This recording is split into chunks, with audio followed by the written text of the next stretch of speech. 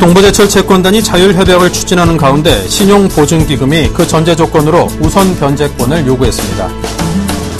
한국-유럽연합 자유무역협정 발효 3년째를 맞는 7월 1일부터 배기량 1,500cc 이상 유럽산 자동차의 관세 1.6%가 완전히 철폐됩니다. 이르면 연말부터는 소득이 없는 전업주부도 본인 명의의 신용카드를 발급받을 수 있게 됩니다. 국내 제조업체들의 체감 경기 지수가 세월호 참사 이후 2달 연속 뒷걸음질 쳤습니다. 시청자 여러분 안녕하십니까. 생경제 현장의 임동석입니다. 오늘 코스피 지수 외국인과 기관의 동반 매수세에 힘입어서 2000선 회복을 했습니다. 증권부 강광우 기자입니다. 안녕하십니까. 네, 안녕하십니까. 네, 오늘 시황이 괜찮았는데요. 어땠습니까? 네, 코스피 지수가 외국인과 기관의 동반 매수세에 힘입어 9거래일 만에 2000선 회복에 성공했습니다. 오늘 코스피 지수는 전거래일보다 0.69% 상승한 2002.21포인트의 장을 마감했습니다. 외국인과 기관이 지수 상승을 주도했는데요. 외국인은 1,902억 원어치의 주식을 쓸어 담았습니다. 기관은 286억 원을 순매수하며 8거래일 연속 사자 행보를 이어갔습니다. 반면 개인은 2,024억 원을 순매도했습니다. 업종은 전기가스 업종을 빼고 모두 상승했습니다. 의료정밀업종, 은행, 건설 등의 상승폭이 두드러졌습니다. 시가총액 상위 종목 중에서는 삼성생명, LG화학, SK하이닉스 등이 강세를 보였고 반면 KB금융, 현대차, 한국전력 등은 하락했습니다. 네, 자 그리고 요즘 시장이 아주 들쑥날쑥하다 보니까 이제 개인 투자자들이 주식시장에서 별 재미를 못 보나 봅니다. 개인 투자자들의 자금이 주식시장을 상당 부분 떠나고 있다던데요. 네, 코스피 지수가 연일 제자리 걸음을 하는 등 국내 증시의 성장성이 둔화되면서 개인 투자자들의 이탈이 가속화되고 있는 것으로 나타났습니다. 한국거래소가 유가증권 시장의 주문 매체별 일평균 거래대금을 조사한 결과 홈트레이딩 시스템의 올해 하루 평균 거래대금은 2조 260억 원으로 집계됐습니다. 이는 전체 거래대금의 27.05%에 해당하는 수치인데요. 지난 2010년 42.79%를 기록했던 HTS 비중은 매년 하향세를 나타내며 4년 새 15%포인트 넘게 급감했습니다. 전체 거래에서 HTS가 차지하는 비중이 30%를 밑돈 것은 관련 수치를 집계하기 시작한 2001년 이후 처음입니다. 개인 투자자 비중이 높은 코스닥 시장 역시 HTS를 통한 거래가 줄어들고 있습니다. 2010년 하루 평균 3조 원이 넘었던 HTS를 통한 코스닥 시장 주문 금액은 현재 2조 922억 원으로 쪼그라들었습니다. 주문 금액이 크게 줄면서 코스닥 시장 내 HTS 비중도 같은 기간 79.31%에서 58.25%로 급감했습니다.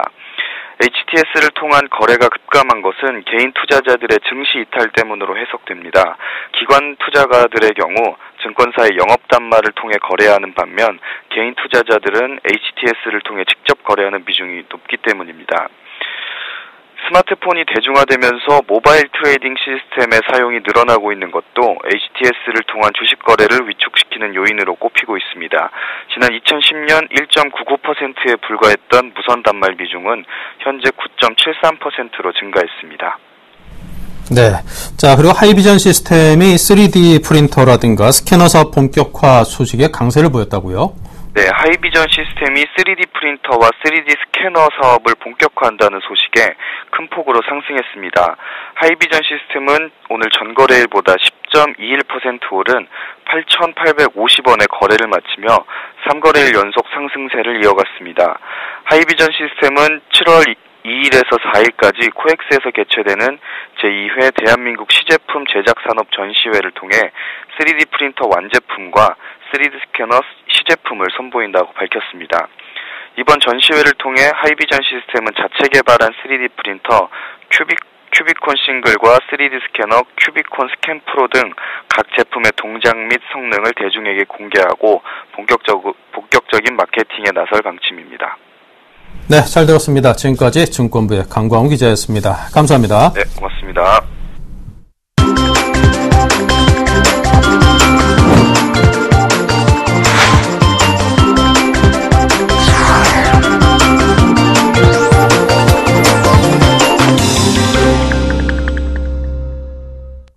네, 오늘의 주요 뉴스입니다. 동부제철 채권단이 워크아웃이 아닌 자율협약을 추진하는 방향으로 가닥을 잡아가고 있는 가운데 신용보증기금이 자율협약의 전제 조건으로 우선 변제권을 요구했습니다.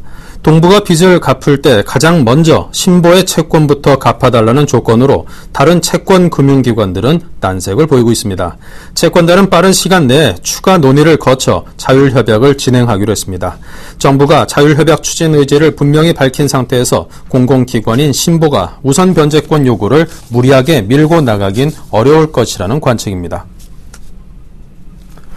한국유럽연합 자유무역협정 발효 3년째를 맞는 7월 1일부터 배기량 1,500cc 이상 유럽산 자동차의 관세 1.6%가 완전히 철폐됩니다.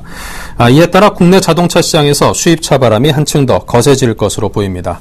수입차의 국내 시장 점유율은 지난해 신차 판매 대수를 기준으로 12%를 넘어섰고 올해는 14%에 이를 것으로 전망되고 있습니다. 특히 올해 1분기 국내 수입차 시장에서 독일 등 유럽차의 판매 비중은 80%를 넘어 강세를 보였습니다. 관세가 없어지면서 소비자들은 평균 50에서 80만 원 정도 더 저렴하게 유럽차를 구매할 수 있을 전망입니다. 이르면 연말부터는 소득이 없는 전업주부도 본인 명의의 신용카드를 발급받을 수 있게 됩니다. 창업 1년 미만의 자영업자에 대해서도 신용카드 발급 기준이 완화될 전망입니다. 금융당국이 소비자 불편을 최소화하는 방향으로 신용카드 발급 기준 완화를 위한 관련 규정 개정 작업에 나섰습니다. 전업주부에 대해서는 배우자의 소득 증빙 서류를 근거로 그 절반가량을 주부의 소득으로 인정하고 창업 1년 미만의 자영업자는 당장 소득이 없더라도 자신의 예금이나 자산 등을 고려해 신용카드를 발급해주는 방안이 검토되고 있습니다. 한편 개인 신용등급 7등급 이하 가처분 소득 기준 월 50만 원 미달자, 3매 이상의 카드 대출 이용자와 같은 다중 채무자 등에 대해서는 카드 발급을 제한할 방침입니다. 국내 제조업체들의 체감 경기 지수가 세월호 참사 이후 2달 연속 뒷걸음질 쳤습니다. 한국은행은 제조업의 6월 업황 기업 경기 실사 지수가 77로 지난달보다 2포인트 하락했다고 오늘 밝혔습니다. 지수가 100을 넘으면 경기를 좋게 보는 기업이 나쁘게 보는 기업보다 많다는 뜻이고 100보다 낮으면 그 반대를 의미합니다. 기업 경기 실사 지수는 지난 1월 76에서 4월 82로 꾸준히 상승했으나 5월 79로 꺾였고 이번 달에도 하락세를 이어갔습니다. 박동화 한은기업통계팀 차장은 전기 전자업종 등이 월드컵 특수를 누릴 것이라는 기대가 컸으나 실적이 예상보다 저조했던 점이 영향을 미쳤다고 분석했습니다. 관세청은 올 1분기 해외에서 5,000달러 이상 신용카드를 사용한 소비자가 6만 70명으로 집계됐다고 밝혔습니다. 이들 고액 카드 사용자들이 해외에서 사용한 총액은 7억 달러로 우리 돈 7,400억 원에 달합니다. 이는 1분기 신용카드 해외 사용 총액 약 28억 달러, 사용자가 693만 명에 달했던 것을 감안하면 0.9%의 고액 사용자가 카드 사용 총액의 25%를 펑펑 쓴 셈입니다. 네, 내일이면 우리나라와 유럽연합 간에 FTA가 발효된 지 3년이 됩니다. 지난 3년 동안 양자는 이 FTA를 통해서 굉장히 많은 것들을 서로 주고받았는데요. 자, 경제부 김정권 기자를 전화 연결하겠습니다. 안녕하십니까? 예, 안녕하세요. 네, 양측의 FTA 발효 이후에 교역량이 꾸준히 늘어나고 있다면서요? 네, FTA로 인한 관세 혜택으로 교역 확대가 이루어지고 있는데요. 산업통상자원부에 따르면 우리나라와 EU의 FTA 3년차 교역량은 1,020억 달러로 전년 동기 대비 10% 증가했습니다. 수출은 7.8%, 수입은 12.5% 증가했습니다.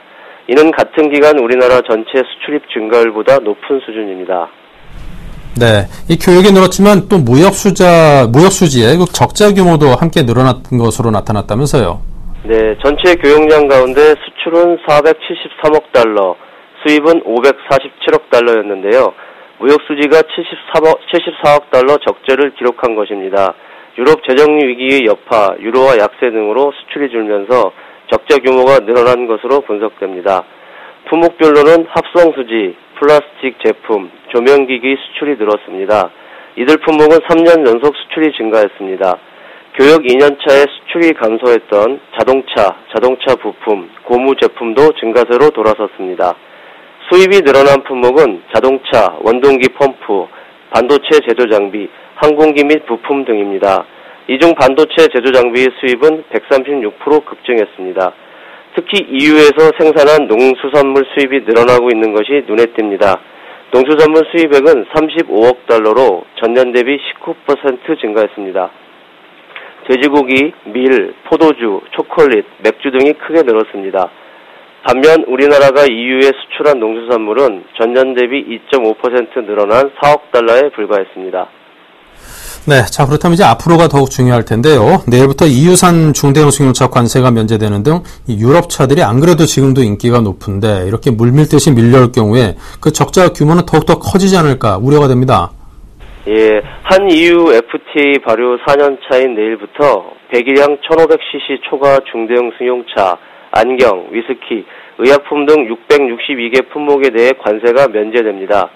1500cc 이하 소형 승용차, 베어링, 삼겹살, 고등어 등 1384개 품목도 관세율이 추가로 내려갑니다.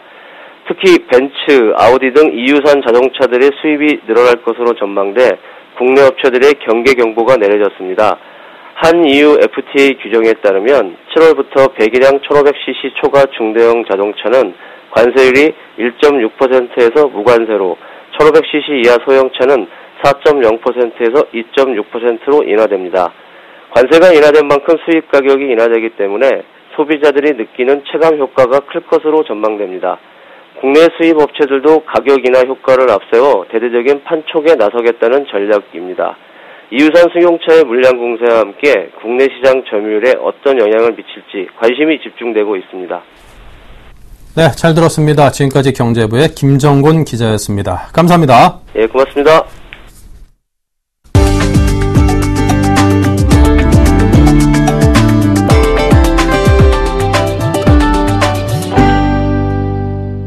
현대 기아차가 해외 생산 기지 확산에 속도를 내고 있습니다. 기아차는 멕시코 누에보-레온주의 몬테레이의 생산 공장을 짓기로 하고 멕시코 주정부와 양해각서를 체결할 예정입니다. 기아차 관계자는 30일 멕시코 신공장 건설을 위해 주정부와 협의가 거의 마무리됐다며 이르면 7월 초 양해각서를 체결할 수 있을 것이라고 말했습니다. 양해각서가 체결되면 곧바로 착공에 들어가 오는 2016년에 완공한다는 계획입니다. 멕시코 공장이 지어지면 기아차의 6번째 해외 공장이자 남미 지역에 들어서는 첫 번째 공장이 됩니다. 현대차 역시 중국 서부 지역 공략을 위해 충칭시를 후보지로 올려놓고 지속적으로 중국 정부와 공장 신설 추진 방안에 대해 협의 중인 것으로 알려졌습니다. 현대건설이 남미 베네수엘라에서 초대형 플랜트 공사를 수주했습니다. 현대건설은 30일 베네수엘라 국영 석유회사가 발주한 48억 달러 규모의 푸에르 토라크루즈 정유공장 확장 및 설비 개선 공사를 현대엔지니어링, 중국의 위슨 엔지니어링과 공동으로 수주했다고 밝혔습니다. 현대건설의 지분은 72%인 34억여 달러로 원화로는 3조 5천억 원 규모입니다. 공사 기간은 착공일로부터 47개월이며 기자재 구매와 시공, 설치, 시운전을 현대건설 컨소시엄이 맡게 됩니다. 현대건설 관계자는 앞으로도 중동 중심 시장에서 범위를 넓혀 신흥 시장에서의 신규 수주를 지속적으로 확대해 나갈 방침이라고 밝혔습니다. 푸주의 한국 공식 수입원인 한불모터스는 프리미엄 해치백 신모델 뉴 푸주 308을 아시아 국가 중 최초로 국내에서 공식 출시합니다. 뉴 푸조 308은 지난 2008년 국내 출시했던 308 풀체인지 모델입니다. 차량 무게를 이전 모델보다 140kg까지 줄였고 실내 공간은 넓어졌습니다. 특히 이 모델은 지난 3월 세계 3대 모터쇼 중 하나인 제네바 모터쇼에서 2014 올해의 차에 선정된 바 있습니다.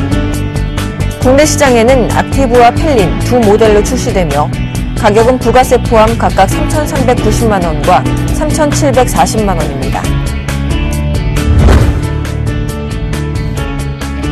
카카오톡의 브랜드 가치가 지속적인 상승세를 보이며 국내 빅3 브랜드로 도약했습니다. 30일 브랜드 가치평가 기업인 브랜드스탁에 따르면 2분기 대한민국 100대 브랜드에서 카카오톡은 브랜드 가치평가 지수 915.4점으로 1분기보다 1계단 오른 3위를 기록했습니다. 카카오톡은 각각 4년과 2년째 1, 2위 자리를 지키고 있는 삼성 갤럭시, 이마트와 함께 브랜드 빅3로 올라섰습니다. 카카오톡은 국내 모바일 메신저 시장에서 90% 이상의 점유율을 보이고 있으며 최근 다음과 합병으로 향후 브랜드 경쟁력을 더욱 강화할 방침입니다.